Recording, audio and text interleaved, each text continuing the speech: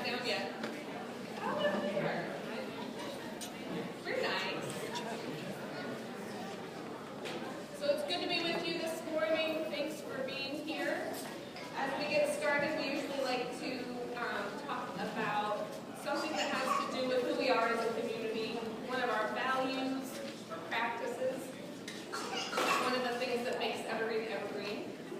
And this morning, as we are in the second week of our series? Third week of our series, sorry. I'm bad at counting. In the 7 Deadly Sins, and Bob's going to be leading us through exploring what greed is all about. We wanted to balance that out by beginning our morning by talking about something that has to do with generosity. So I have had the privilege over the last 6 months or so of leading a small team of Evergreeners that has formed, that we are calling the Benevolence Team. And that's a team of folks who have been so much fun to work with. Ben Dudley, who's not here this morning, Joel Gregory, Molly Brandt, and Jason Sherweed. And Molly and Jason, would you guys come up? And the 5 of us together have been working through a process of wanting to make sure we as a community are being generous on a regular basis with organizations and people outside the walls of this church, and that we are thoughtful about how we do that, and that we do that in a way that reflects who we are and our values as a community, and that we do it well. And so to that end, we wanted to introduce the organizations we're going to be partnering with for this year, for 2013.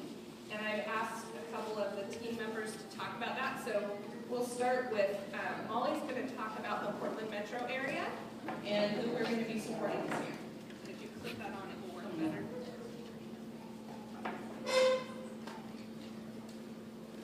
Okay, so when we were talking about where we're going to be giving money in the Portland area, we started out by identifying kind of 3 areas that Evergreen has been interested in, involved with, and that we wanted to support. So the first area, and we've all been involved with this a lot in the past, is homelessness.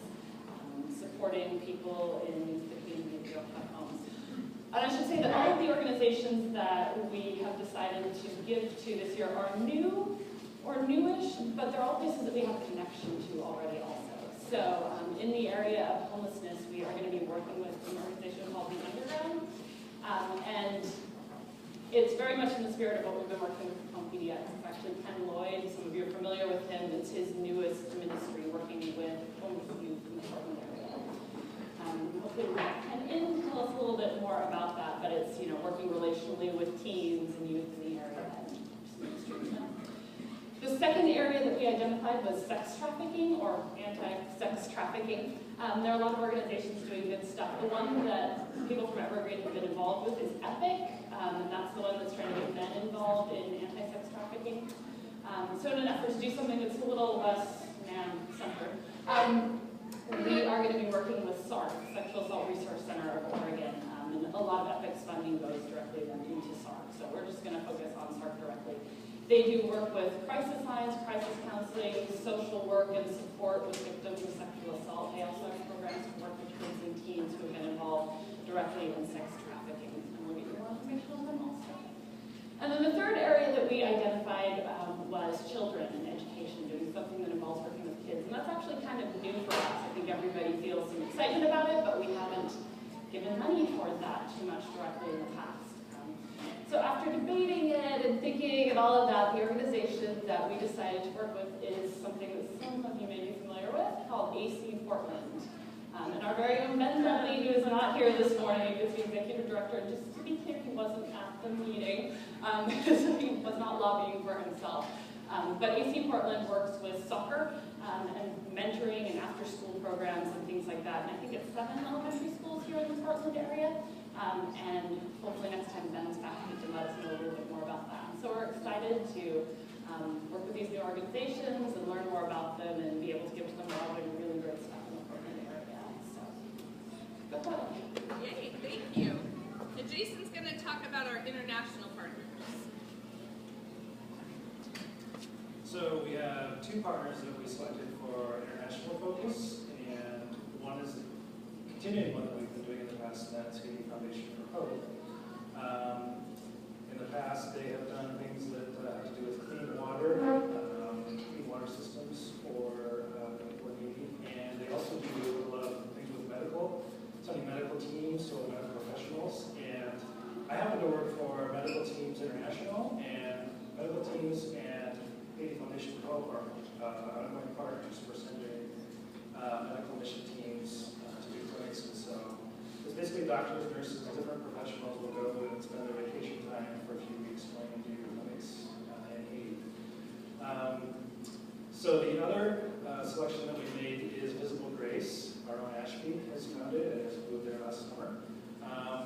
We've been formally giving her money kind of randomly in the past, but now we decided to make it a monthly commitment for Evergreen. So what she's doing is providing a home and school for orphans in Kenya. It's a remote area near Nairobi. And also put a little plug in, myself and Lindsay Berg are going to be going there in August for about 2 weeks. If anybody has any interest in going with us, it will be quite an experience, I'm sure. So talk to one of us if you're interested in going with that. Thank you guys so much. Appreciate all of your help. And then the last category that we wanted to fund this year is brand new, and we're really excited about it. And that is that we are beginning a program that we're calling Neighborhood Microgrants. Our idea is that when we're being generous, what we really want is to be awakened to the needs around us, and not only be just writing a check that goes to an organization that goes to people we never see, but to actually become more aware and alert to what's happening in our sphere of influence, and bring the resources that we have to bear in a more personal way, in a way that has more of a relational impact. So to that end, we're beginning the Neighborhood Microgrant Program, which means that if you become aware of things that are needed in your neighborhood, among your friends, your coworkers, people in the part of town where you live, you can make application for a grant. Now that sounds really scary. Really, it's just you send a quick email, answers about 5 quick questions. What do you want to do? Who's going to be doing it with you? How much money do you need? And what's the relational impact of what you're doing? So this could be anything from, we want to file with the city of Portland to do a block party in our neighborhood and close off the street, and we need $100 for supplies and permit fees, to my next door neighbor is an old lady who needs help in her yard because it's overgrown, and we're going to buy some lawn and leaf bags and take our home group over and spend Saturday cleaning. It could be any number of things. Those are 2 examples. We want you to be creative. Our hope is to be able to fund the vast majority of the requests that come in, so that don't be scared by the word application. It's really just, will you come ask, send me an email, I'll funnel that to the team, and we'll see what money we have and how much we can give you. We want to encourage people. This is a way of wanting to build ownership, to empower people and set people free. Let's be about the work that we see that's needed around us. So to me, that's the heart of what generosity ought to be, and we want to be more about that. So Evergreen wanting to partner with you in doing the things you already want to do but maybe need a little help with. So I'm really grateful to the benevolence team for all their good work and their hearts this past 6 months. And would you join me in thanking them for helping us put this together? And then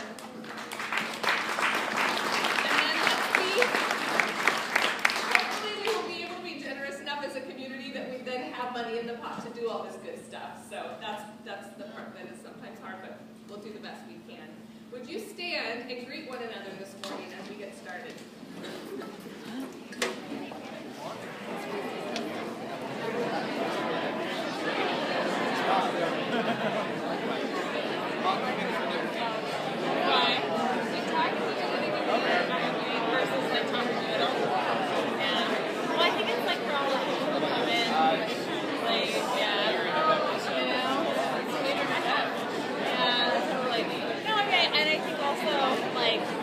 It's a way to force people to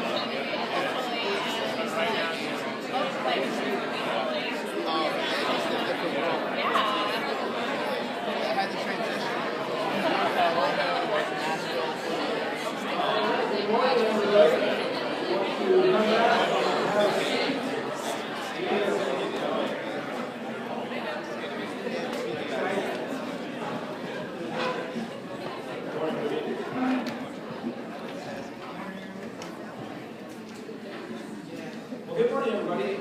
Before we start today, or before we sing today, rather, we're going to spend some time like we typically do with some silence and prayer before we sing and discuss. So if you would, take a minute or so and just quiet yourself, close your eyes if you'd like, spend some time in silence, and then I'll lead us through a prayer and reflection time.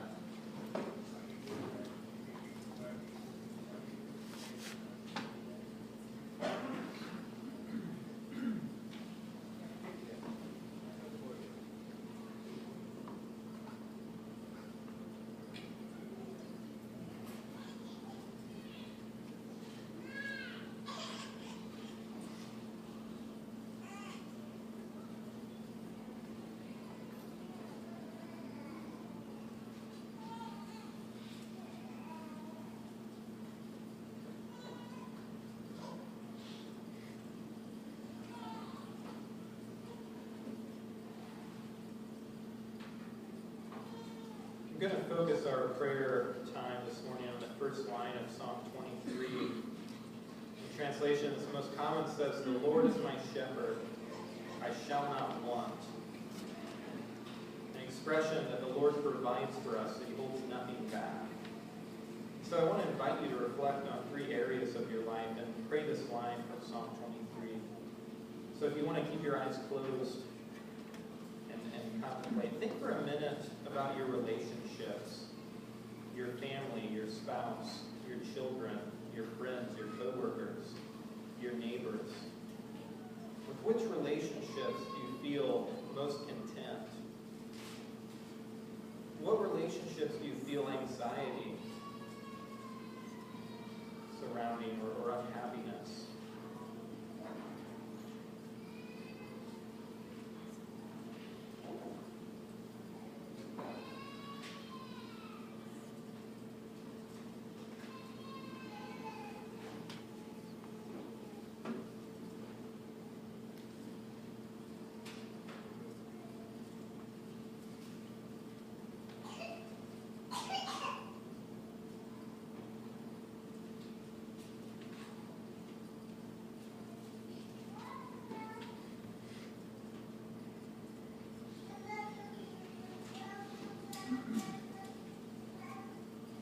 God, we thank you for being the creator and provider of relationships.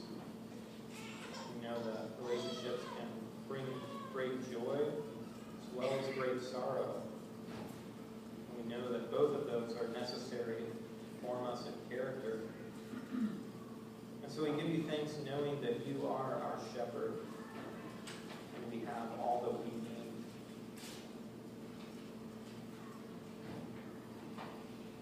Think for a minute about the way that God provides for your needs.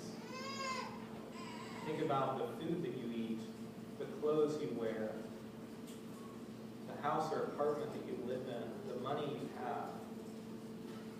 In light of those things, with which resources do you find generosity easy? What do you delight in sharing or giving away? What are you more hesitant to give? Or what do you have a hard time sharing or giving?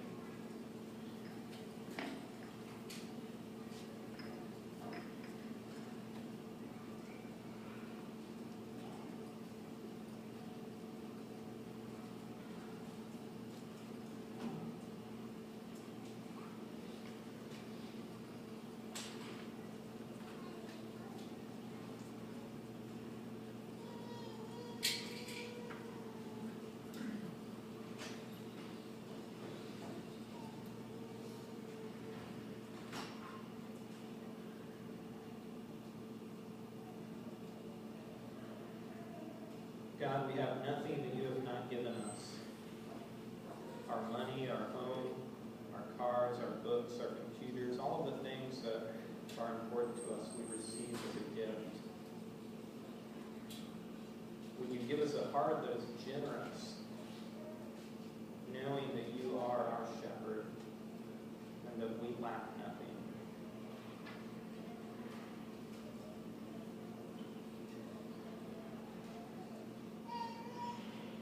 Finally, think about the city that you live in, with all of the natural beauty, with the mountains that you can see on clear days, hikes in the gorge, the incredible restaurants and pubs that are everywhere, the amount of activities for our kids, our short drive to the coast.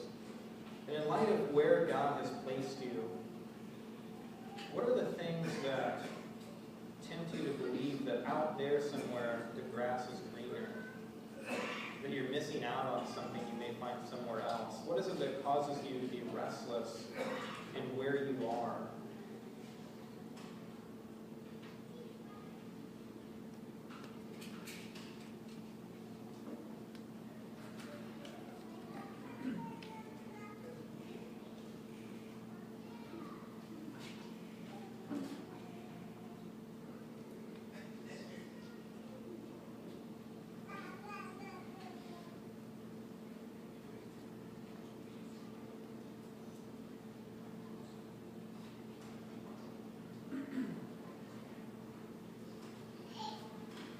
God, we thank you for putting us in this place. While no place will ever be perfect, we know that there is value in rooting ourselves to place, to people, to community. Past the length of time that's easy or comfortable for us.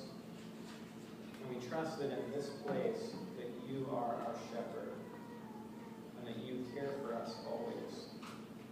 Lord, today as we consider you as the provider and the giver of amazing gifts, giver of every blessing that we receive, we ask that as we talk about greed, that you would protect us from a heart that is out of control and seeking and being greedy about relationships and resources and even place and life experience. Lord, we ask you to speak to us today, that you would root out those things in our heart that drive us for more and better. You give us a contentment that lies in recognizing you as our shepherd, the one in all these good gifts can be found. We pray this in Jesus' name.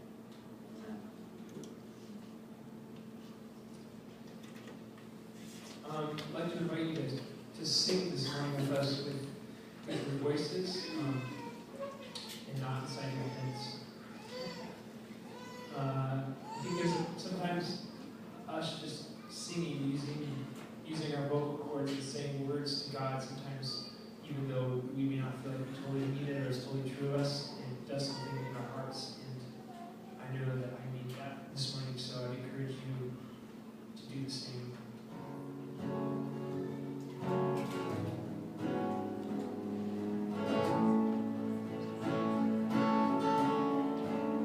We know that you are near, so warm our hearts to sing to you.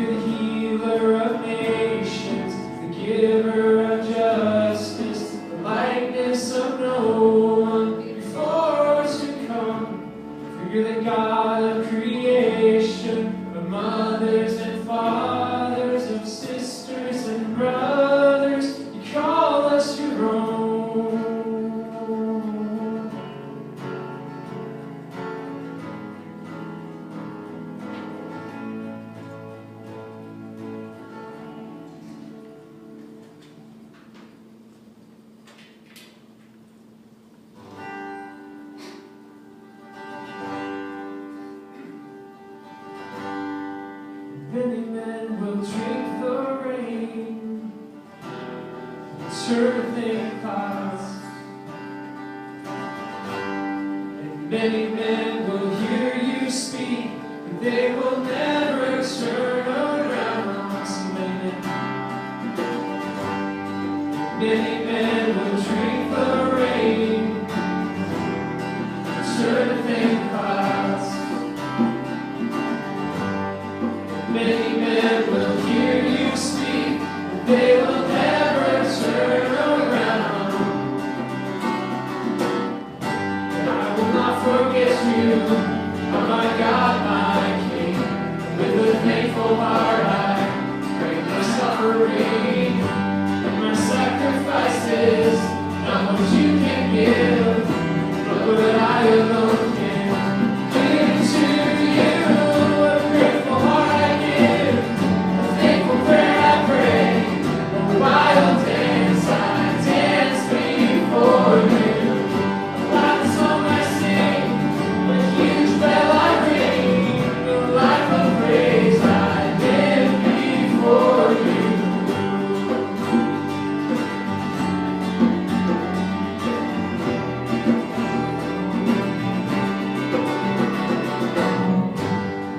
Many men will pour their gold, serving shines.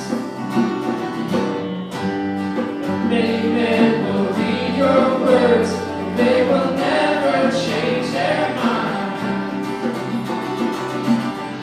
But I will not forget you, oh my God, my King.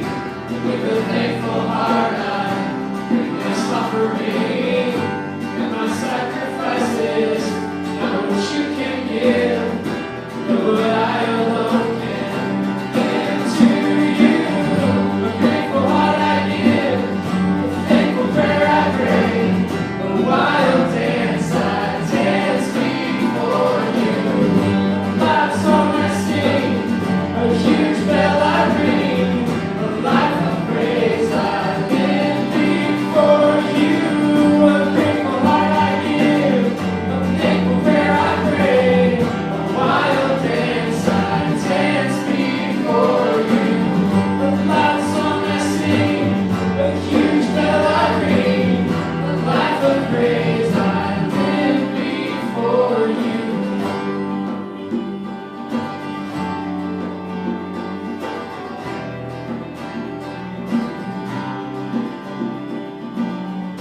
And I will not forget you, oh my God, my King.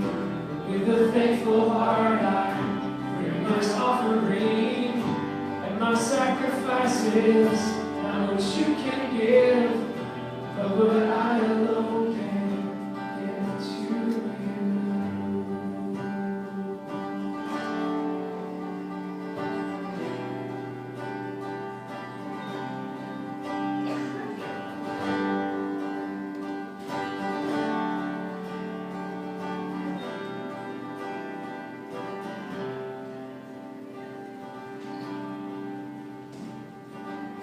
More than all I want, more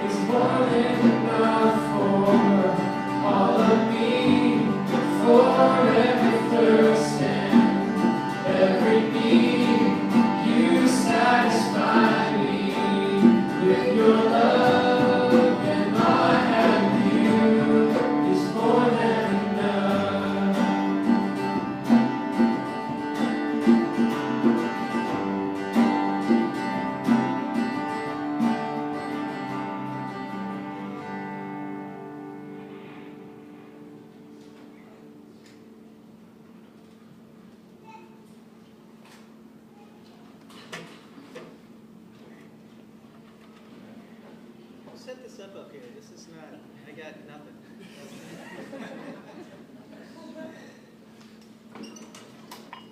There we go.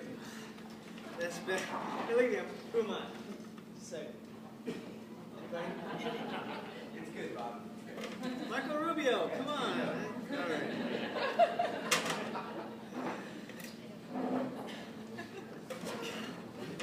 I appreciate that. You get that? All right. Anyway, good morning, Evergreen. I'm Bob, I'm one of the pastors, presently one of the pastors and elders, at least until after this message, I'm sure. We'll see how they debrief this later. Anyway, this morning we continue on in our Lenten series of discussions on the 7 deadly sins. And if you haven't really thought much about those before, the 7 deadly sins, something we've all heard about. We kind of maybe can name 4 or 5 of them, you know. But these are those 7 anti-virtues, really, which, if allowed to take root in our hearts, in our minds, in our lives, will literally squeeze out life and goodness. And thus we call them deadly. So imagine that your heart, your life is a garden. The question is, what do you want it to produce? What do you want to see grow in your life, in your heart? Love, joy, peace, patience, kindness, those things? And what weeds threaten to choke those things out? The things that we're looking at these 7 weeks, things like lust and gluttony and greed and envy and sloth and all the rest. And it's interesting to me that some of these things we really don't take too seriously. Dustin did a great job last week of walking us through gluttony and mentioning how often we actually laugh at it. Oh, I'm such a glutton. Oh, I really overate last night. Oh. But our ancestors recognized the deadly nature of these things that we're talking about. How if we allow them to take root in our hearts, they keep us from becoming the people that we want to be, the people that God created us to be, and the people that the world needs us to be. So today we look at greed. And the question is, just to start off, what do you think is the difference between greed and gluttony? What do you guys think? Any ideas?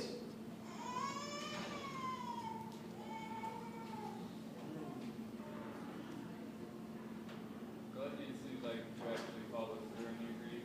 Okay. Greed can be something you just want and it consumes you, but you don't actually take a step. Gluttony is like, I wanted it and I took it. So greed is wanting something, gluttony is getting it? Okay, all right. And consuming it? Yeah, what else? What's the difference between gluttony and greed? Hoarding? Which one? Greed? Okay. Okay. Girl's like, no, I don't want the mic. Okay. Okay. I think it's more about, the difference between it, I think greed's closer to lust. Greed's closer to lust, yeah. Whereas gluttony, you eat to a certain point and you have to stop. You may do it again later, Yeah. but it's an ongoing, perpetual, just like lust. It's something that isn't satiated no matter how much you jump into it. Something that's not satiated no matter how much you dump into it. Good. Yeah. Yeah. What else? Yeah. Confusing wants and need where you think you need things. Confusing want and need. All right. It's almost like an appearances thing too. Like I see that you have something Yes. that I want, and I want to look like Yes. I don't know, like I look good. You know, Yes. impulse is tied up in it. We want to appear to have the latest because that says something about who we are. So I mean literally, if Apple put little googly eyes on the next Apple iPhone, that's what we'd all want. We'd want googly eyes on our phone, right? No, Sarah says no, I wouldn't. But are you sure? All right, just checking. What else? What's the difference between gluttony and greed? Gluttony seems to have more of an internal focus in that it's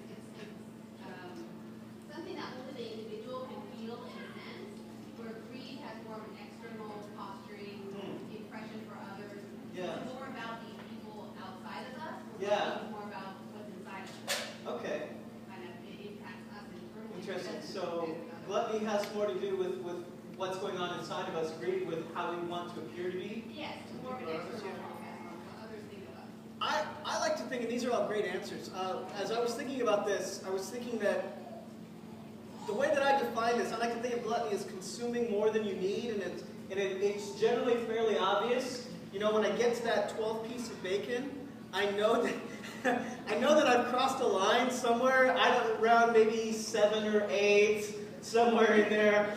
But what is it when I go to the buffet and I fill up my plate and I pile it high and I take it back to my table and I only eat half of it? Is that gluttony or is that something else? See, that's greed. Gluttony is consuming more than you need, but greed is wanting to possess more than you can consume. And while it's true that the Bible speaks of gluttony mainly in terms of food, and greed mainly in terms of money, because that's how these things often work themselves out in our hearts and in our lives, we know that they go beyond that. I mean, we have hard drives full of music that we never listen to. We have closets full of clothes that we never wear. We have garages packed full of toys and junk that we never use, and we can't bear to part with any of it. Even while we acquire more and more and more. But more than just wanting to acquire more than we can consume, greed is it's a heart level issue. Look at Ephesians 5:5. Peter, can you bring that up? He says, you can be sure that no immoral, impure, or greedy person will inherit the kingdom of Christ and of God. For a greedy person is an idolater, worshiping the things of this world.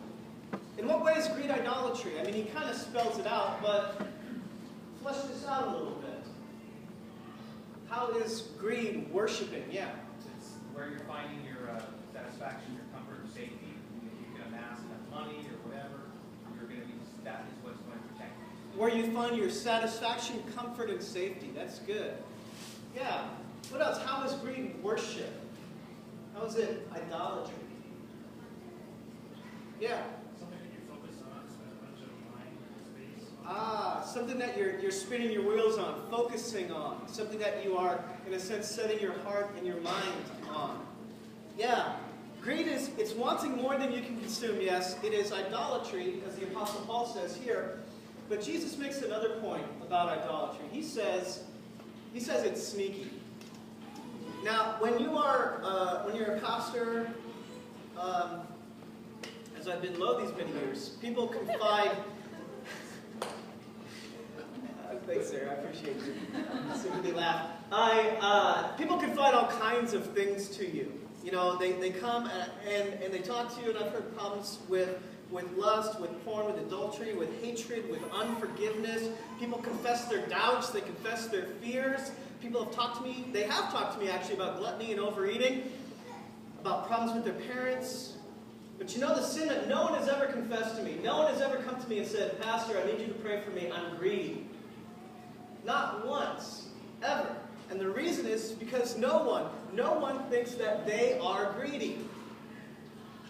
We don't do it. This isn't one that we often confess to anybody else. We might have an inkling in our hearts, but basically, greed is one of those things that is very, sneaky.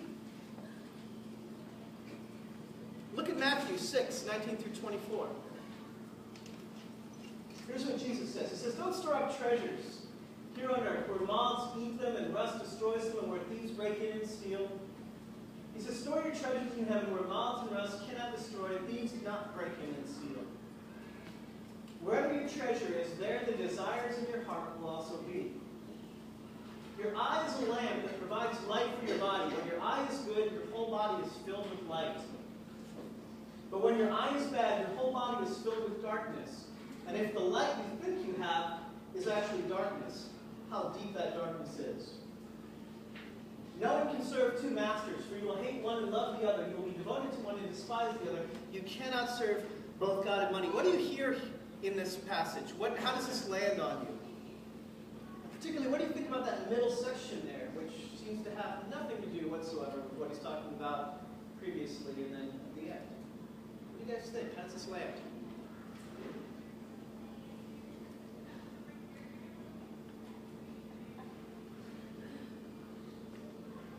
What do you think the middle piece has to do with money?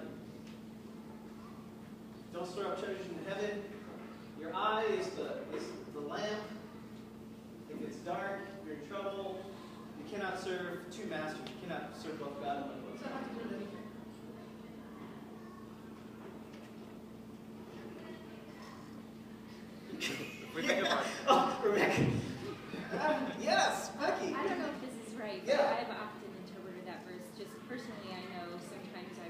struggle with putting my faith and security in money Yeah. versus, I mean, I grew up in a family that was kind of the opposite. We just expect God to always provide for us and not be Yeah. responsible. And I kind of responded the other way, being sort of finding a lot of safety and security in my money, which is really through faith in money and not Yeah, finding safety and security in money, Yeah. not in God. Yeah. You know, as I read this, this stuff about the eyes is really, it's important. Jesus says this for a reason, and he puts it in the context of money for a reason. Jesus is saying, in the midst of this passage about money and our relationship to it, he's saying basically, watch out. Look out. Keep your eyes open. Watch out how you view life, how you view yourself, how you view your relationship to things. He doesn't give similar warnings about other sins, about stealing, because he doesn't have to, because nobody accidentally does that. You just, oh, wait a second, this isn't my car. Oh, you're not my wife. No, this is not my beautiful house. Thank you. See, nobody does that. But the truth is, there's something about money and about our relationship to it that is very prone to self-deception. He's saying, watch out. You might be greedy. Greed hides itself. It blinds you in a way that other sins don't. And we think, what, me, greedy? No, of course not, because we all know someone who is more tied to money than we are. We can all think of somebody right now that we can look at and say, no, they are greedy. They are materialistic. Money is their master, it's not mine. And one of the symptoms of greed is saying, I'm pretty sure that's not me. I'm pretty sure this isn't my issue. So how do I know? How do I know that Jesus is talking to me here and that I need to listen? The first is that you simply aren't thinking about it. It's not on your radar. And what I mean by that is this. You're not asking questions like, do I need all that I possess? Do I actually need all these things? Do I have a habit of acquiring things that I really don't need just to have them? Am I preoccupied not just with more money, but more money, more things, more whatever? Do I need to spend that much on clothes, toys, gadgets? Maybe you do, but if your first thought is, well, I know someone who spends a whole lot more than me. And here's a big one. Am I radically generous to my church community, to the poor, to others around me? And regardless of your answers, if you're not even asking those kinds of questions, not even concerned, you might be tied a bit too closely to money. We rarely even stop to consider, and that's what I love about the season of Lent, is it forces us to pause and say, am I too tied to it all? Am I too tied to that thing that I'm trying to willingly lay down? Am I greedy? The power of greed, Jesus says, is to blind us, to make darkness seem like light, to keep us from even asking questions about how we live, how we spend, how we give. Another way that we know that we are greedy, that this is our issue, is we have a lack of contentment. Contentment with our lives as God has given them to us. See, what yesterday was a wonderful possession or position, today brings us no joy. And so we need more, better.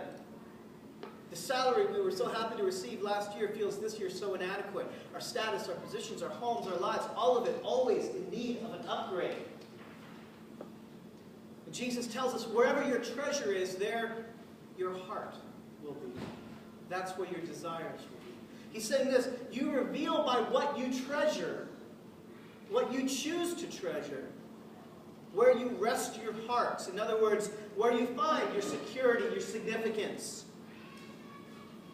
Why do we need the absolute latest? Want more than we need, spend more than we should, give less than we could. How and why do we become greedy? Because we get from money our security and our significance. We need these things to give us status, or we need money to insulate us from the fear of the unknown, the worst case scenarios. And if some people get a sense of importance from money. But some need to feel safe. And if anything, that's my issue. I feel safe when I know that I have food in the bank. Food in the bank. Yeah. Money in the bank, food in the pantry. We feel if we have enough money, we have some sense of control in an out-of-control world. At least we can handle whatever might come along. Do either of those describe you? Do you get security or significance from things, from money? Does money have an unhealthy hold on you? If you're not finding the freedom to be surprisingly generous, to be surprisingly content, the answer is that you're most likely looking to money to give you something. It's probably either security or significance. So what does Jesus say about this? In verse 25, he says, "This is what I tell you, not to worry about everyday life, whether you have enough food and drink and enough clothes to wear. Isn't life more than food and your body more than clothing? Look at the birds. They don't plant or harvest or store food in barns, for your heavenly Father feeds them. And aren't you?" Listen to his words. And can you actually believe these? Aren't you more valuable to him? Aren't you? Than they are? Can all your worries add a single moment to your life? And why worry about your clothing? Look at the lilies of the field and how they grow. They don't work or make their clothing. Yet Solomon in all his glory was not dressed as beautifully as they are. And if God cares so wonderfully for wildflowers that are here today and thrown into the fire tomorrow, he will certainly care for you. Why do you have so little faith? So he says, so don't worry about these things, saying, what will we eat, what will we drink, what will we wear? These things dominate the thoughts of unbelievers. But your heavenly Father already knows all your needs.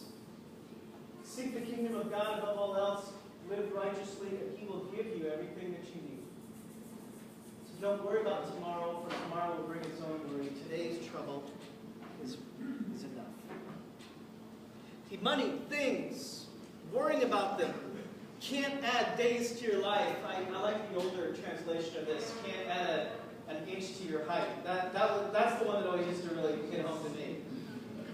I literally used to pray in college, God, just 5'9". That's all I'm looking for. 5'9". But all these things, it says, it's all an illusion. It's God who is in control. Money gives us an illusion of control. But as every rich person who has ever contracted a fatal disease knows, it's just an illusion. The control that money gives you. So how do we break the power of greed in our lives? Back to verse 19. He says, don't store up treasures here on earth where moths eat them and rust destroys them and where thieves break in and steal. Store your treasures in heaven where moths and rust cannot destroy and thieves do not break in and steal. How do I break the power of money and greed and materialism in my life? First, take seriously what you set your heart and your mind on. What do you dream about?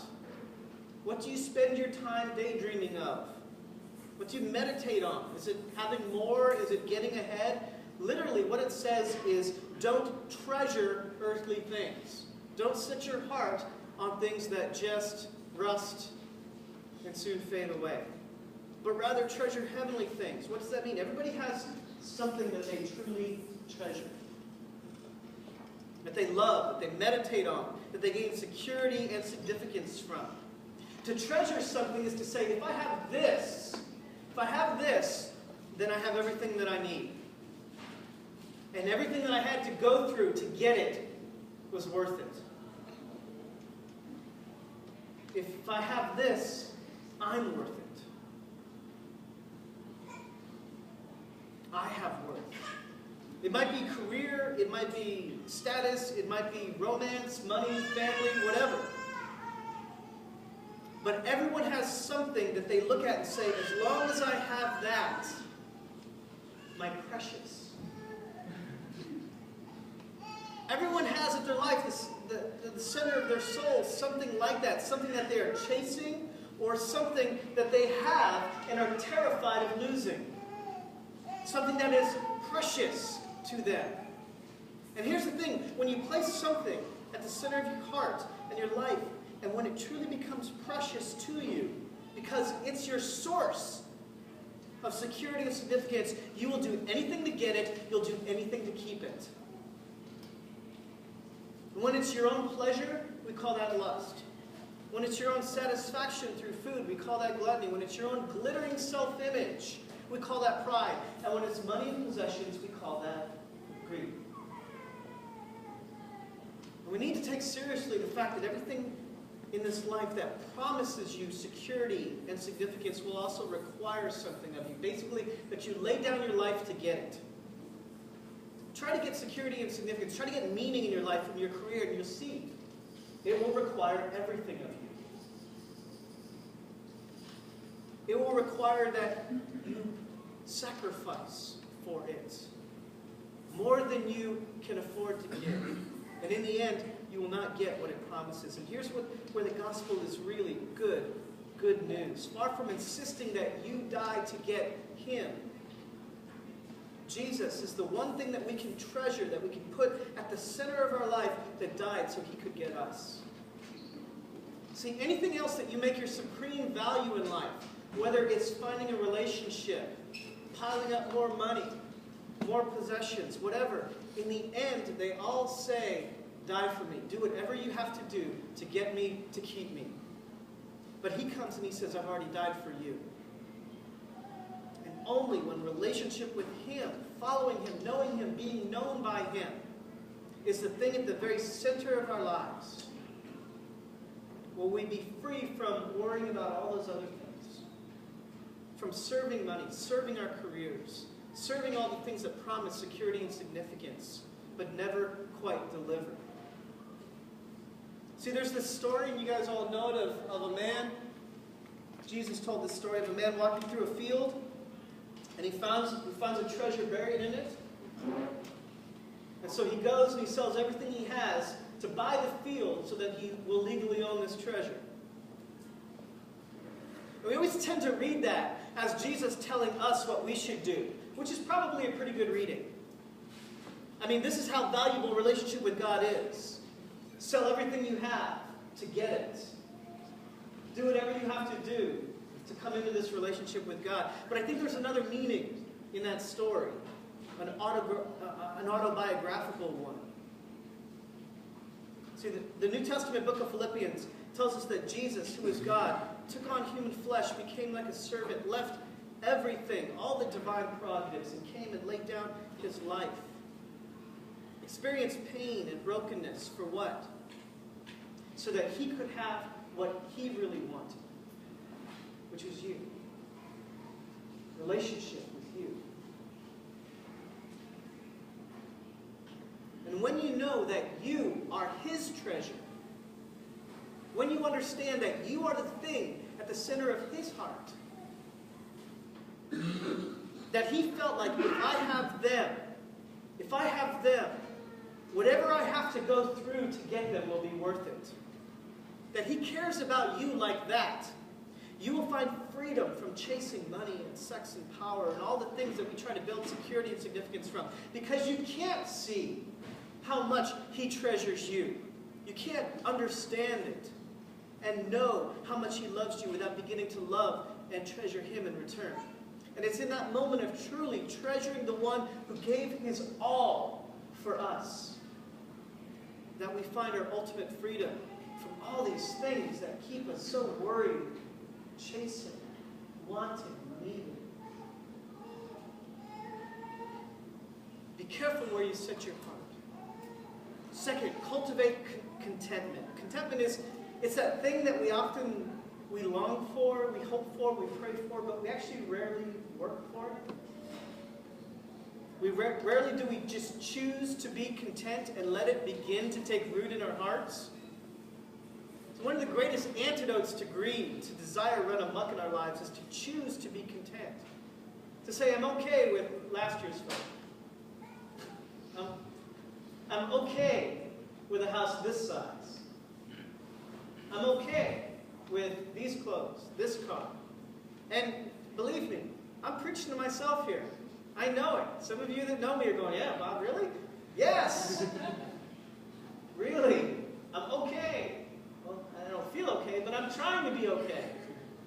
these things. Contentment with what we have, content with what we don't yet have, and this is the hardest one, content with what we might never have. And lastly, aside from being careful where we place our hearts, placing it on the one who gave his all for us, practicing contentment, practice generosity. If you really want to break the power of greed in your life that money and possessions has over you, practice generosity.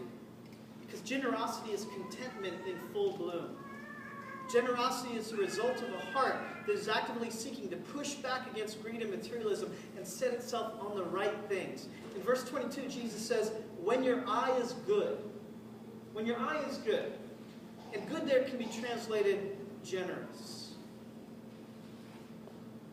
When your eye is generous, your life is filled with light. Someone who has really been freed by the love of God, they have a generous eye. They're always looking around their neighborhood, around their church, around their community, their world, saying, where can I do good with what God has given to me? Where can I use what God has given to me for the benefit of other people? And we give away not the minimum we can, but the maximum. When we understand the gospel, how God in his riches has given to us in our poverty, we can't help but do the same for others. We can't help it. How did Jesus give himself to us? Sacrificially. C.S. Lewis made the point that if there isn't anything that you want to do, but can't do, not because you don't earn enough, but because you give away too much, you probably aren't giving like you should. Does that make sense? I will be free from greed, from materialism, from worry about money or anything else when I know deep in my heart that Jesus plus nothing equals everything. And the only way I'll ever get that is when I clearly see that his treasure, what he gave everything for, is me. That you are his pearl of great price. And when I know that, I'm free to make him mine. Would you guys pray with me? God, our hearts are so tied up with things that really don't matter, with money, with possessions, getting ahead.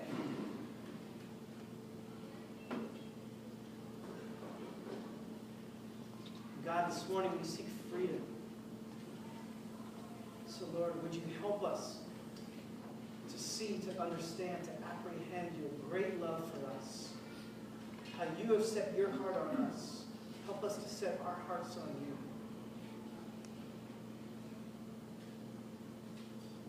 Help us to seek contentment, to be generous. It's in the name of Jesus we ask.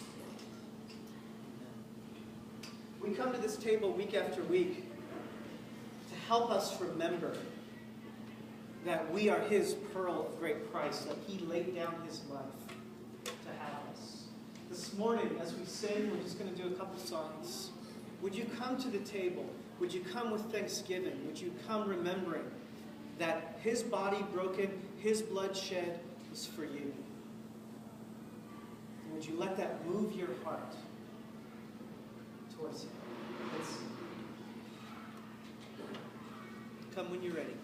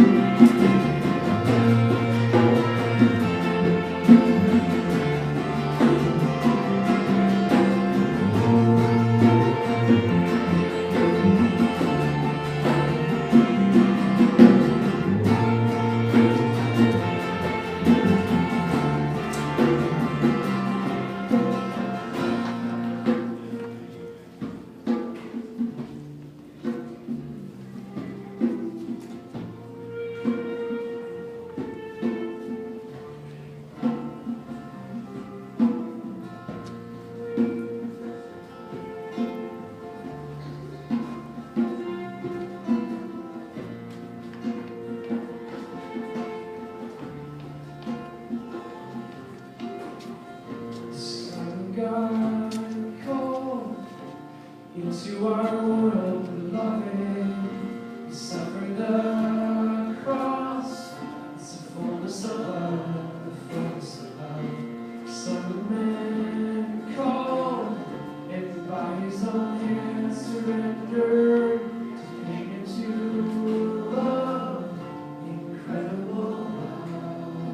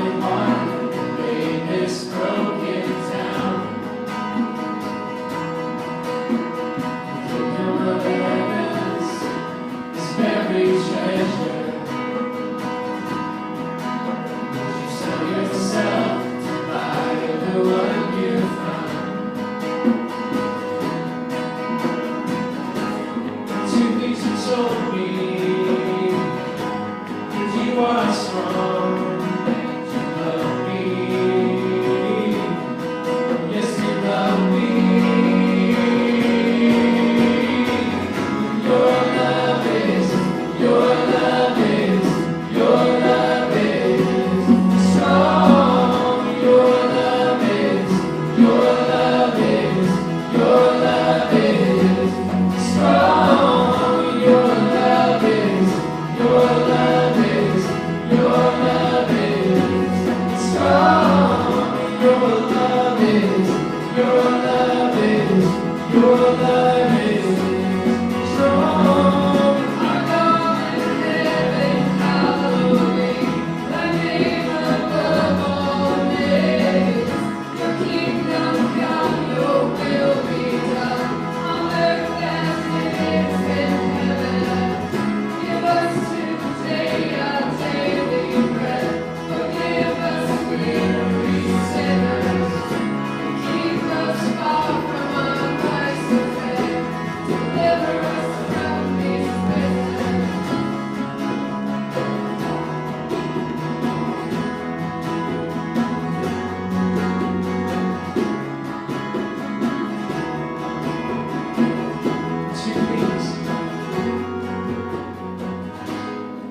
things you told me, that you are strong, that you love me.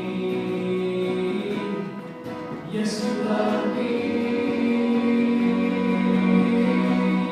Your love is, your love is, your love is strong, and your love is, your love is, your love is strong, and your love is, your love is, your love is strong, your love is, your love is, your love is strong, your love is strong.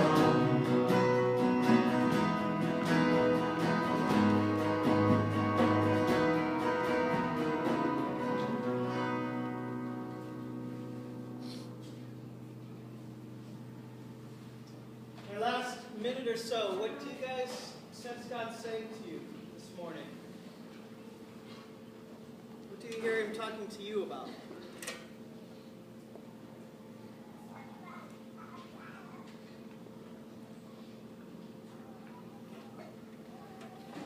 think this one is so hard, and because we are so inundated, all our senses are inundated with what we should have. Yeah.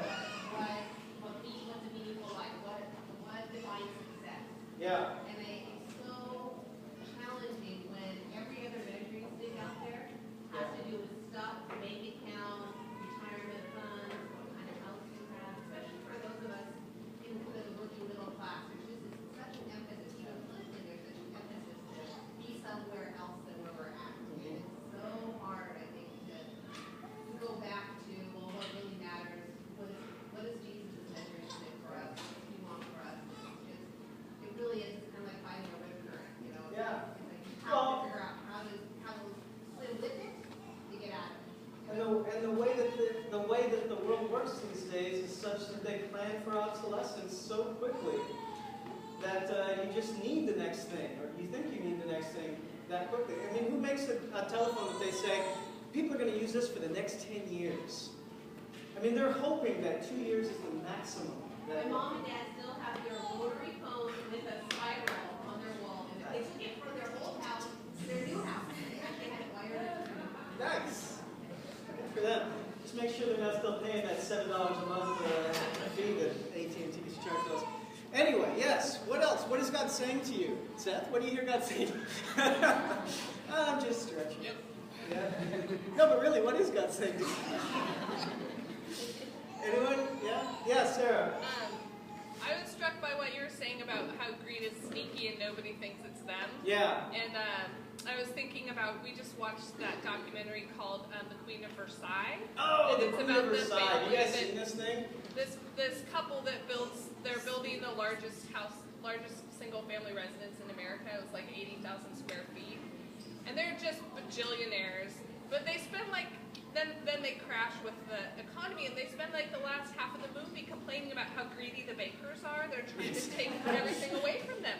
And it's really hard to watch because, and they're not even painted as horrible people. They're kind of quirky, weird people, but you watch it and you think like, how are they not seeing they are so greedy, and they're complaining about other people being greedy, you know? And I think that what you said this morning really made me realize, like, we probably all are doing that to a certain extent, and looking at other people and saying, they're the problem, they're the greedy ones, and not taking the proverbial plank out of our eyes. So. Yeah, Justin. I think similar to what we came up with last week about last Saturday, or excuse me, Gluttony, is that it's an individual heart attack thing. It is. Getting a new phone every 2 years might not be.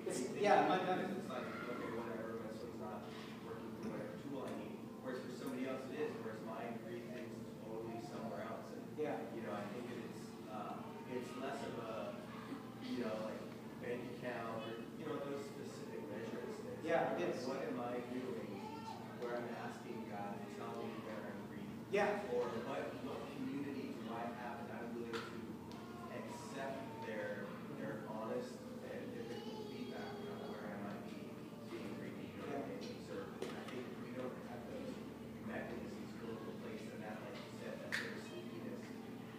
Yeah, absolutely.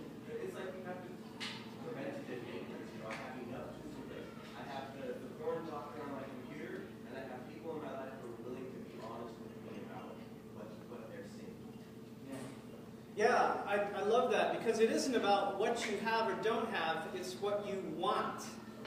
It's what you think you need. So you can be a millionaire and be radically generous, and money has no power over you. Or you can be dirt poor and be the greediest person in the world. I mean, have you guys ever watched Hoarders? Oh my gosh. There's this thing about, I can't let go of this thing because my identity is tied up in how many things I have. Oh, you don't have to be rich to be greedy. Well, I want to thank you guys for a good discussion. I think, Dustin, you have some announcements for us? I do. Good job. Good job to you. No. Good job. It was kind of, I'll relieve you. Thanks, Bob. That was helpful. A couple of announcements. One, in 2 weeks from today, we're going to be meeting in the Hawthorne Lucky Lab. The Barley Wine Festival is the weekend before that, and everything's sticky in here for a while after that particular event. So wisely, they suggested we move over to the Hawthorne Lucky Lab for that week. It's also daylight savings time, which is awesome. So considering the change of location and the time change, well, I think Bob's teaching that day. So but the final New People's Group is today, so stick around for that. We're going to be talking about core commitments. Good Friday gathering is coming up at near the end of March at Warner Pacific College again. There will be stuff for kids on that gathering, so come to that. Finally, the original plan for the Reading Scripture Pub is not going forward, but it's changed into a variant group that there's about 4 of us so far, but I wanted to invite you to that if this is something that interests you. We're going to be talking more about how do we know that the text that we have that we call the Bible is reliable, that down through the ages as scribes have copied these things, that it hasn't been, that they're not forgeries, that they're not transmission errors, that we can actually trust what we have that we hold in our hands. So we're going to be kind of going through some of the, I know it sounds super boring for some of you, but some of the history of the canon, how that developed. Were there all these variant ideas, multiple Christianities that existed in the first century, that all of the outsiders got kind of squashed by the people that were in power to create this thing that we now know as Christianity. So raising a lot of questions about the authenticity of the text we have. So if you've ever wondered about, how do we have the Bible that we have, how can we trust that this is, what God intended us to have, this would probably be a hub for you. So, I don't know, I think we'll probably start the 3rd week of March, and then maybe do like every other week for about 5 times or so. There will be a little bit of reading that we'll do together, but it's one of the areas in Scripture studies that I really love and spend a lot of time on. So if you're interested in that, please join me. Other than that, the offering box is in the back, so you can put your gift to support the work of the community in there. And then if you're new or relatively newish, you can fill out a green card that's in the back as well and get signed up for a weekly update and let us know a little bit about you. Is there anything else we need to know? What's going on? Ashby got engaged. Ashby got engaged, all right. Oh, yes. What time is it there right now? If we had more time, we could call her. Yes. Well, what is it, like 3 in the morning? Are you kidding? She was not engaged. She's not going to sleep for like 3 days. Well, maybe you can call her afterwards. That probably costs a lot too, doesn't it? Call her. Anyway, well, send her a note on Facebook, congratulate her. If you would, please stand. I will bless us, and then please help us put the room back together.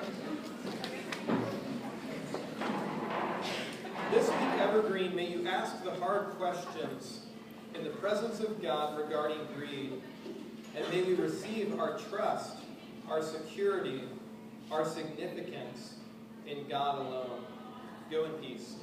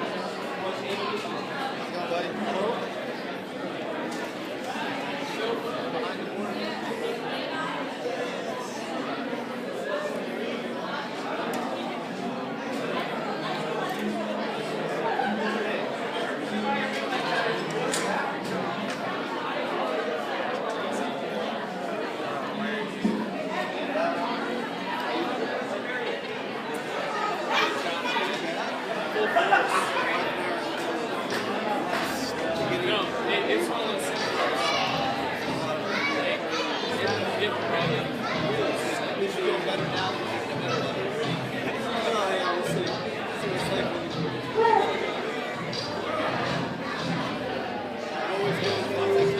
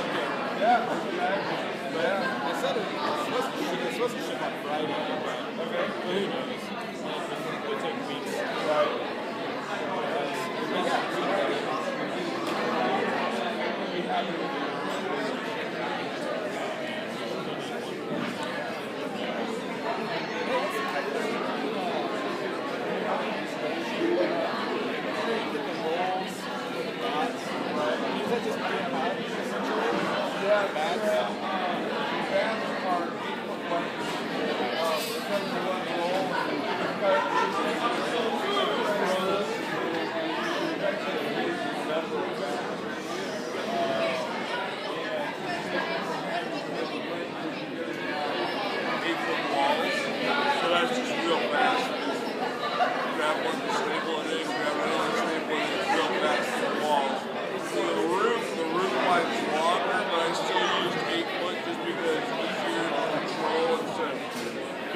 they're stapling and cutting it down at the end. So you want to start. I'm gonna put that in the roof on the Oh yeah. because I don't want to do that. I put mine out for 15 years. So you know you can pull it out for a long It time. might compete with you, we'll Yeah. see. But yeah, I'm gonna put that off for now. Yeah. Can't worry about that. Oh, and I was talking to Justin about it. He told me something like totally forgot. He said doing cutting, you have to cut it individual bit to keep it from each of the two bits. What we could do is just cut a ridge with the entire length of the drug, open up the top ridge, and the entire length of it, change the whole thing, and inject it that way. It'd be a lot faster, a lot less labor. So, yeah. Yeah, I would put out. You're completely that just this on a ladder, the fiberglass straight over. Yeah, maybe, I mean, are the bats that much more expensive than doing the rolls? I'll just ignore that. I have to handle it more than I have to. Yeah, bats are, like ridiculously long runs.